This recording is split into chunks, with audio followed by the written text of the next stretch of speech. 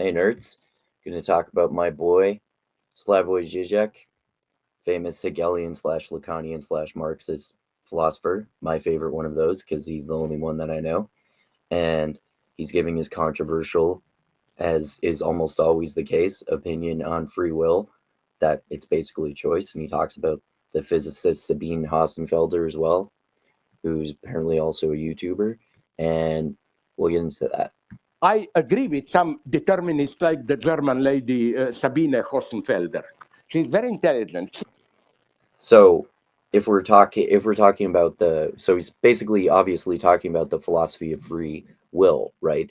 And you can be a determinist, like as much of a hardcore materialist determinist as possible, like Sam Harris, and think that, everything is decided and there's no such thing as free will.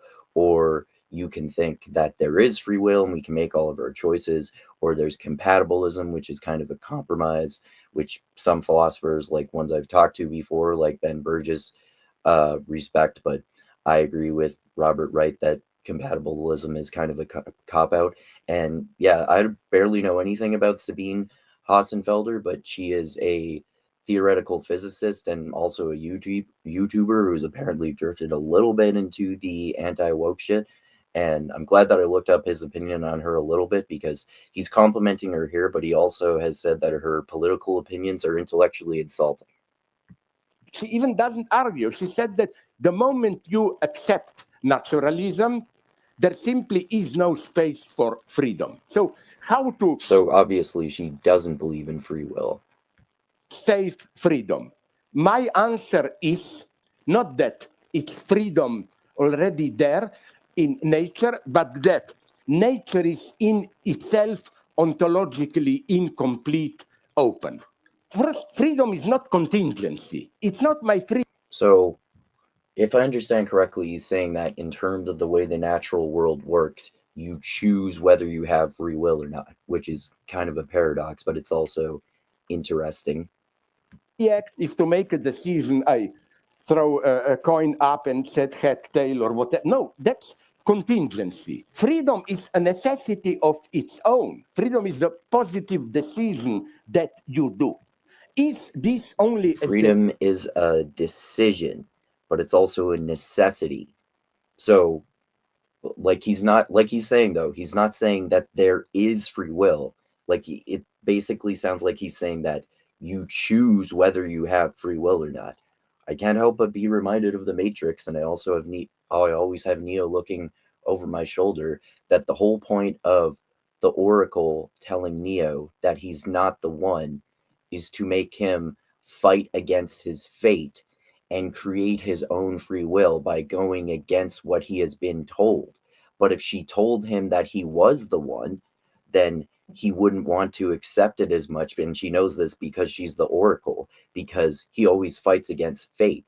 But the only way he can actually achieve what is his fate is by fighting against what he believes his fate with his free will. So it's a paradox, because he only becomes the one through the process of believing that he is not the one, which was inspired by the Oracle. So he only becomes the one by believing that he is not the one, and then he believes that he is the one once he undeniably discovers that he is the one. So he wouldn't have been able to find his free will to become the one if he hadn't used his free will to fight against fate. But that doesn't mean there's not free will and there's fate. There's free will and fate, and he has to use his free will to fight against the fate. That seems to be like somewhat of the paradox that Zizek is talking about. They say user's illusion. I I'm gonna go think back a sec. not. Necessity of its own. Freedom is a positive decision that you do. Is this only, as they say, user's illusion? I think not. Okay. So, like he was saying, there's free will in illusion. Like I was saying, maybe free will is an illusion. I personally have no fucking idea whether there is free will or not, and I think everyone else is kidding themselves whether they actually know, if they think that they actually know that there either is free will or is not free will. I don't think we can really even determine that, because for one thing, we don't always agree on what free will is, which is why there are compatibilists and determinists and people who believe in free will. Determinists, they kind of believe in a different kind of free will than the people who believe in free will do, but this is an oversimplification, of course. And then to me, like, compatibilists kind of change the definition of free will. But free will can be different depending on the context, and determinism can be too. So maybe it is this sort of paradoxical opinion. I'm not saying I necessarily agree with Zizek, but it is really interesting to say that freedom is a choice. Free will is a choice. You can have free will if you choose to have not have free will. And it can be like not very and it can be like discouraging, because you could think, well, I don't have free will. Well, why is my life shitty if I can choose to have free will? I want to choose to change things, but they're not changing.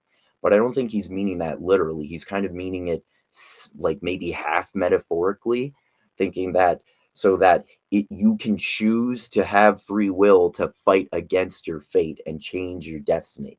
That's what I think. That's, I think, the kind of paradox that he's talking about. You can choose to have free will and fight against your destiny in order to change your determined fate through free will. I think that's basically what he's saying.